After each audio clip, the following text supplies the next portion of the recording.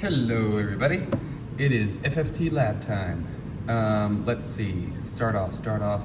Let's first point out where this experimental procedure document, basically a list of all the steps that I want you to do in the lab, where it differs from the original lab manual. Original lab manual is again written by Dave, so it's incredibly good.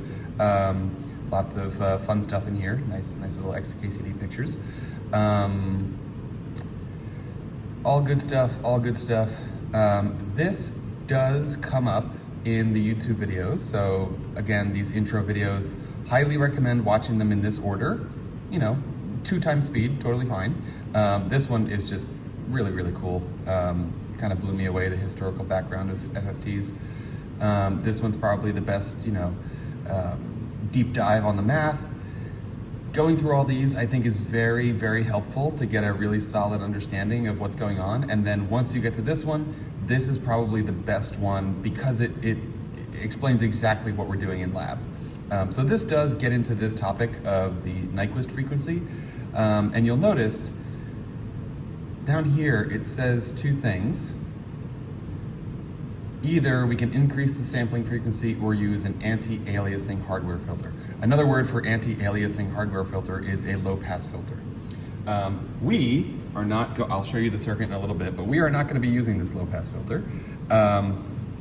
Despite me fixing it, Justin got a little sneak peek in the first soldering that I've done in the last, 15 years.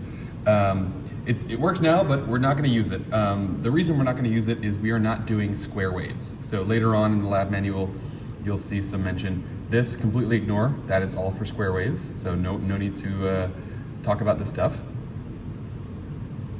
Convolution is actually related to Fourier transforms generally, but this one is specific to the square wave apodization one. So don't worry about that.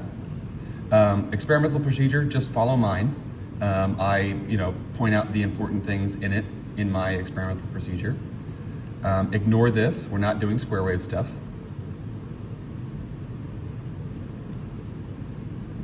Lots of things not plugged in here, so just ignore that. And I walk you through all of this stuff. This is actually written in the starter template, that Python kind of starter kit that I made for you. Also ignore, we are not doing the square wave. That would be where you need that for. And this, I basically run you through everything for the Python. So this is, don't worry about this. There are a few things that we're actually not doing, like there's no need to actually figure out what that is. There's no need to do this. I basically cleaned it up a little bit so that it's as streamlined as possible.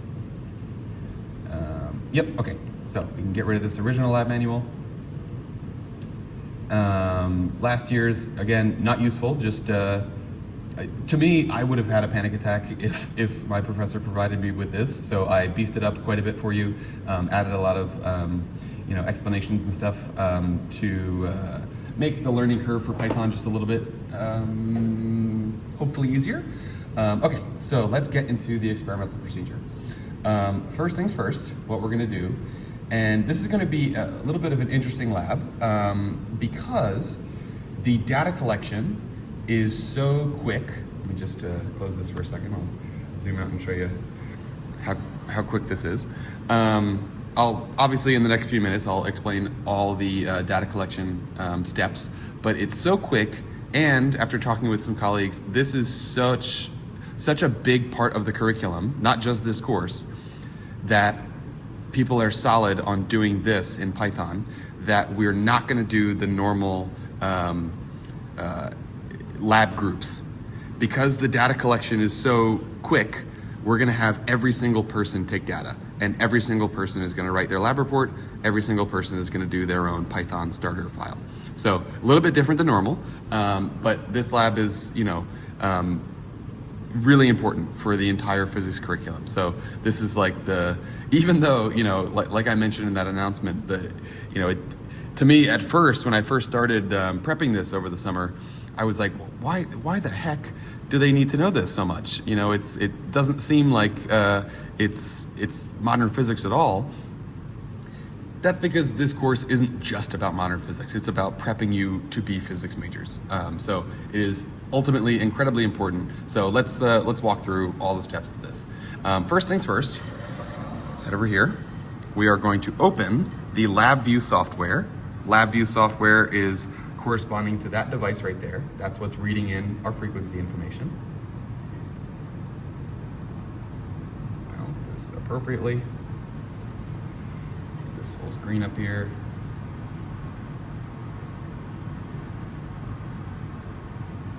Wow, that is so far away. These screens are way too big. And the first few steps in the procedure are actually to mitigate how big these screens are and how far away you're sitting. This is as close as possible. Okay, it's still, you can barely see things. Okay, so first step, without even turning anything on, the circuit is as follows. We've got our power supply. This is what is going to be creating some sounds. This is a little speaker. And we're going to be producing different sounds with different fundamental frequencies. So these two knobs are going to be either one. For some reason, this device has the fundamental frequencies. So either of these two amplitude knobs are going to be what you're spinning. You can more or less ignore these knobs throughout the entirety of the lab. Those are for the phase, and I'll talk about that in the starter template. I really don't think it's useful to talk about the phase. It's a little bit too much information. Basically, the point of this lab is to turn on the fundamental frequency. So now you have n equals 1. You've got, and you're just going to do some random ones. That is the 3rd, and let's say the 7th. So you've got 3 different waves in there, and the signal that we're going to see on the oscilloscope is going to be all crazy. It's going to be this wild, technically sinusoid, but made up of 3 different sinusoids. So it's impossible to decompose them with just an oscilloscope. That's where the FFT is going to come in. So that's the main part of the lab, main objective of the lab, rather. Okay, so let's see how we do that. So everything's off at the moment. That is off, oscilloscope is off. This thing is on. It is technically plugged into the outlet, so it will be collecting data. So let's see what we get with everything off. Kind of an interesting part of the lab here.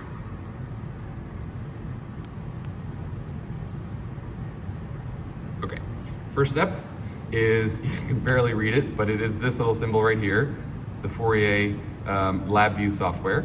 Gonna double click on this. First step is to get rid of this annoying your trial is expiring page. So you're going to click on remind me later. Remind me later, and eventually it will open.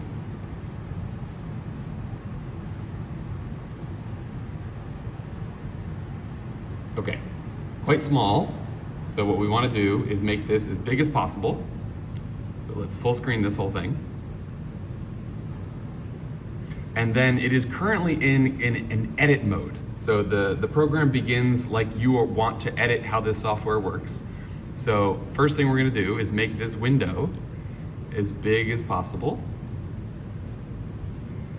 Then we want to make this bigger so that we're not squinting to read. If I start typing things in here and you're sitting way back there, it's gonna be very hard to read those things. So I'll keep the text there so we can see how big it gets. We're going to make this box, actually, yeah, let's click and drag this box. Actually, I need to get out of there, click out, and then same thing, click and drag, make this bigger so that I can actually see my text. So now we're going to click inside the dialog box, and then up here on the drop-down menu,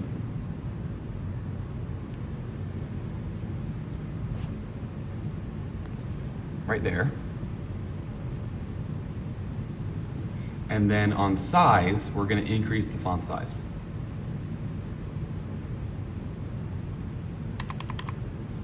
That didn't work.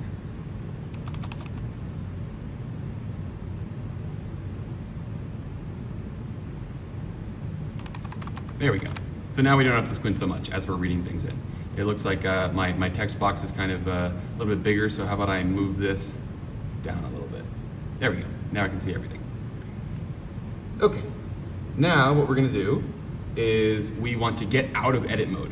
So we are currently in edit mode, and so that just means everything we click on, it's gonna, okay, do you wanna change the wording of that? No, I actually wanna click on the box.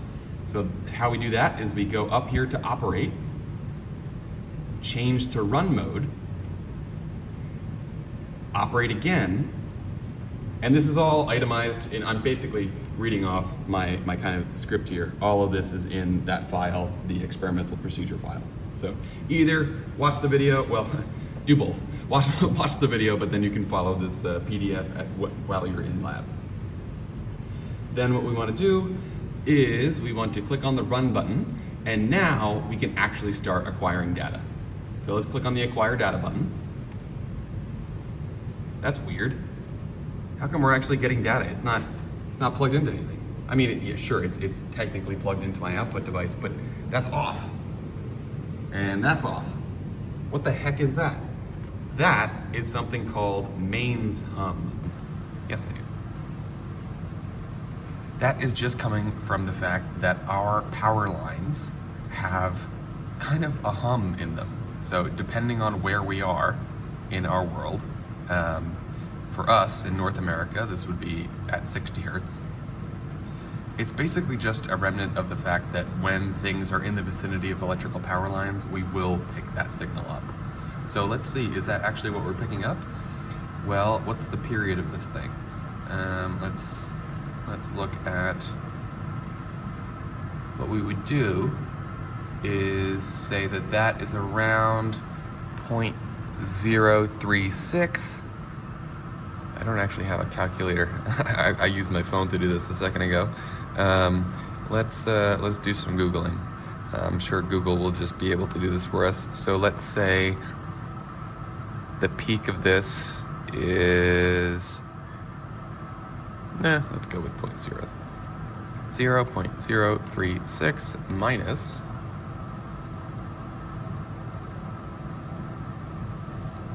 how about this one? Peak would be somewhere like that. How about 0.019? 0.019. And then we want to do 1 over this number because this is time, that's the period. So 1 divided by 0.017, and it should be about 60. There we go. So that's what we're seeing. We're picking up the power line frequency. So pretty cool. Now let's get out of here. These are all just kind of more or less synonymous things. Ground loop hum, or the mains hum, power line hum, all these things are kind of words for the same thing. Let's get out of here. Now what we're gonna do is we are going to actually turn on our equipment, turn on our frequency synthesizer. Fourier synthesizer is what it's called actually. And just to give you a little sneak preview of what this thing does, as I spin these dials, let's turn the volume up a little bit. Actually, no, I don't want to turn the volume up. It's quite annoying. Different noises will play.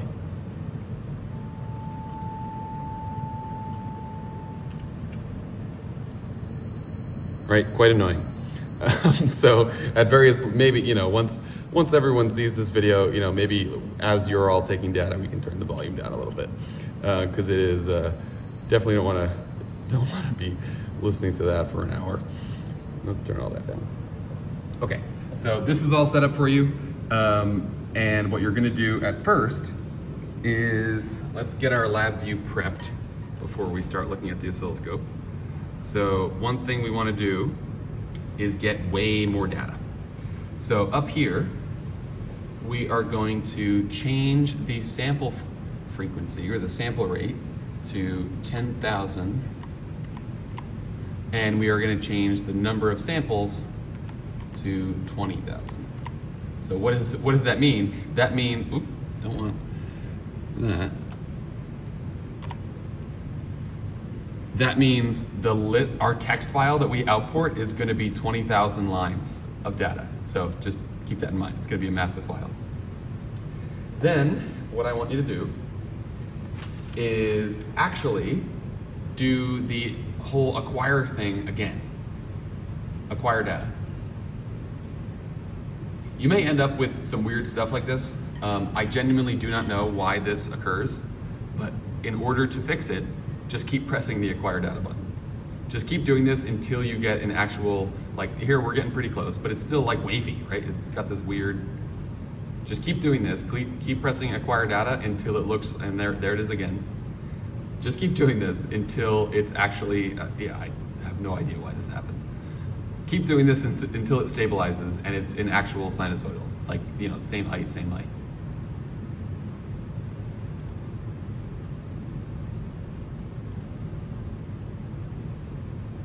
No idea. Eventually it will mellow out. I have no idea why it does this.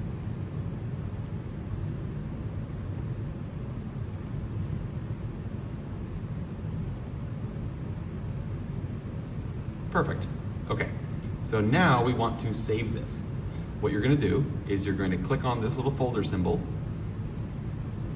then click on desktop, and then name your file down here. So this one is really just noise. Like none of the dials are turned up on our device. The oscilloscope is just a flat line. So let's just call this noise. And I want you to analyze that in your Python file as well, because there's something weird happening. I'll explain it to you in a little bit. Okay, so now we've named it acquire data. There it is again.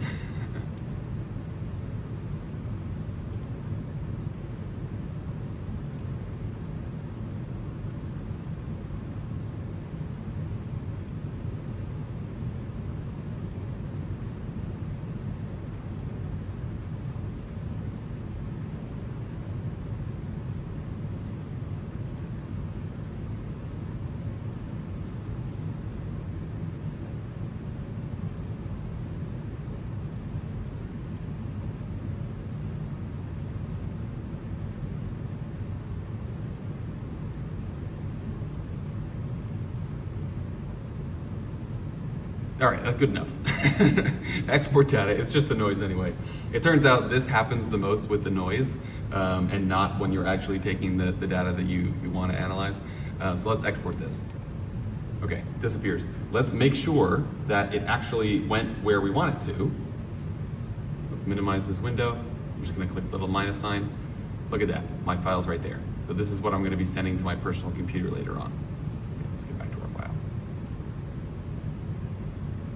Okay, so now what we want to do is start actually turning some things on. I did that. Just take the phone out of the holder. Okay. Now we're going to do just the first harmonic. Again, there are two dials for this. Doesn't really matter which one you do, this one or this one. Okay. So now we actually see stuff on our oscilloscope. Notice the frequency is exactly what we expect it to be. This, either of these two dials, are the fundamental frequency, 440 hertz, and these are just multiples of it, so 880 and so on and so forth. That, because we're only doing one frequency, the oscilloscope reads us off exactly what that frequency is. As we add more, the oscilloscope becomes useless, other than seeing these really cool, you know, how the wave changes. Now I'll just show you what I'm talking about. Let's say I add the third one. My wave gets weirder. You may have to adjust the triggering level as this happens, right? So for instance, let's go back to 1. If my triggering level was not at that value, let's say it was over here, way up there, I'm not gonna get a steady signal. So I've set it to the rising edge setting. So that means I need to get into the rising edge area, like that. And then it'll be a steady signal. Okay, so now I want to take a picture of this on my phone. Take a picture of this oscilloscope image, because this is useful. And then for every single trial I want to do, I want to actually, you know, take a picture to get this cool image. Right, this isn't that cool, it's just a sinusoid at that frequency. But as I add more, these become cooler images. So now, I'm gonna do the exact same procedure. I want to label it something different, right? It's not noise anymore. It's the first fundamental frequency. So how about we just name it first? Acquire data. Weird. Not weird. That's what your data should look like. Then we're going to export. And then we're just going to move on. So at this point, now you have your single frequency, you have your noise, and now it's your turn to just pick what dials you want. I'll mention it in the starter template, but for reasons due to this thing, I don't know why it's doing this, but it is creating noise at like 2,670 hertz, which is very close to the 6th harmonic. So don't use the 6th harmonic. All the other ones are free game though. So your next 3 trials are just turning the knobs. Let's add the 3rd one and the 9th one. So now, again, we're gonna need to adjust our triggering level based on our signal until we get something nice. There we go. So take a picture of that, right? Insane. And now notice that frequency on the oscilloscope is bogus, right? I have 3 different frequencies. That's definitely not the frequency anymore. It's definitely not just 440. And you saw it bounce around there, right? You saw that, right? 813. Now, this is where our fast Fourier transform is going to come into hand. So now I'm going to name this. Let's turn this down. That is very annoying. I am using the first fundamental frequency, the 3rd, and the 9th. So I would call this something like 1st, 3rd, 9th. Acquire data. Wait for it to not be weird. That's not weird enough. Export. And so you're going to do that for 2 more trials, 2 random combinations. This was 1, 3, and 9. Do like 2, 4, and 8, or something. Whatever dials you want.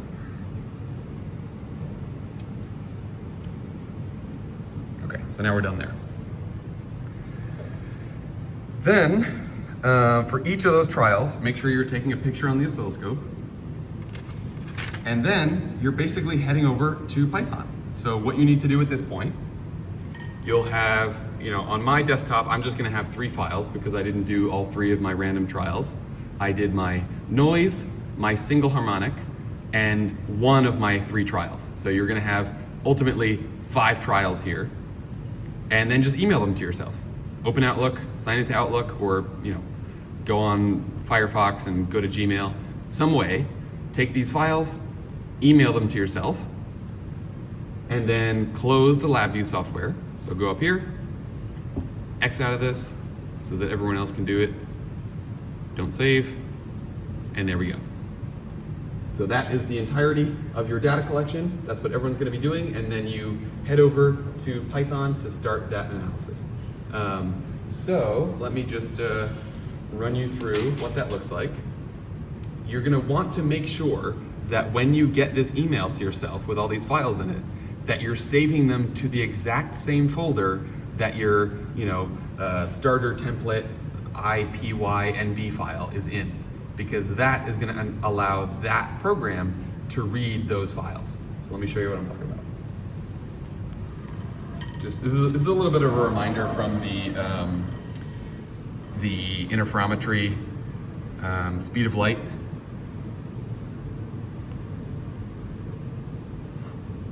Setup. Let's turn this off. Turn this off. Okay. So yeah, just a little bit of a reminder from this video right here. How do we get to Python? Open up the Anaconda. Mine is called, this is a Mac, so I don't know why. Maybe this is what it's called on yours as well. Anaconda Navigator.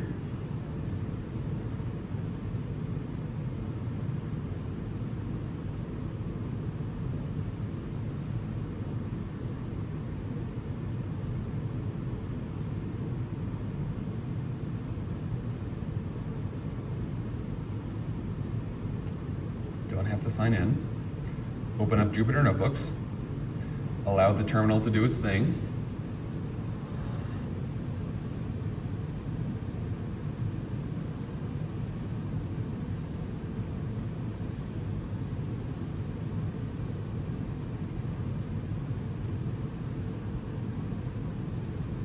and it will open in your internet browser. And then you need to find the file that contains both your Python file and your data files that you emailed and saved to yourself. Mine is in desktop, Fourier transforms, my data. This is what you'd be clicking on. I'm not going to click on that because I don't want to spoil how to do all the Python stuff for you. Double click on your thing, and then just for some increased user interface, click on this Jupyter Lab symbol. Increased user interface because now you can just click on this little folder symbol and ensure that you're actually in the correct repository.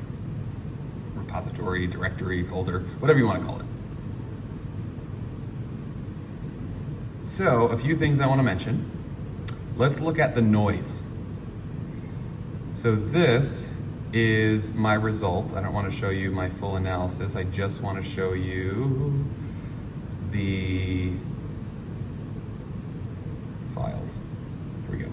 Okay, so this is what my noise looked like when I only had the LabVIEW plugged in. This was the current setup. Everything was off. That was off, oscilloscope was off.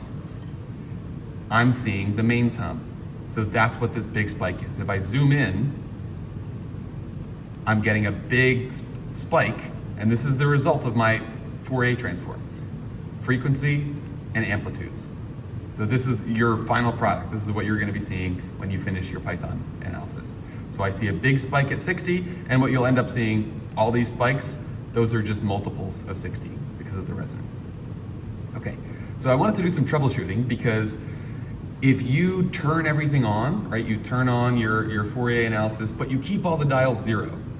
If you turn it on, keep all the dials 0, and then you turn on the oscilloscope, nothing, it's not, supposedly, it's not supplying anything to your circuit.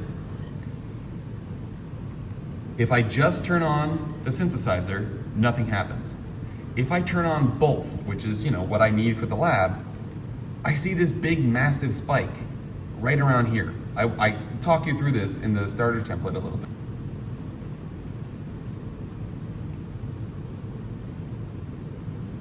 Down here, I walk you through this. So this is why we're not using the 6th harmonic, because the 6th harmonic is very, very close to this weird frequency that somehow is coming from the oscilloscope. I don't understand why. If anyone can figure it out, let me know. But for some reason, when I set up the circuit, the oscilloscope is creating this big spike here. So that means I don't want to use the 6th harmonic because then it's going to be kind of tricky to figure out. You can actually, as long as you do the 7th, so this is just an example of, instead of, if I hadn't done the 1st harmonic, maybe I had just done the 7th, I do see a big spike at the, what is 440 times 7, it's 3080. So if I zoom in on roughly what that is, I see a big spike at exactly that value. So that's the objective of lab. We want to see these spikes. So that means, I didn't do it. Let's see, can I show you? Here we go. This is what, for instance, if you had spun the dial for n equals 1, n equals 2, and n equals 3 on your Fourier synthesizer, you will have 3 different waves. The oscilloscope will show you a bogus frequency, but a really cool wave.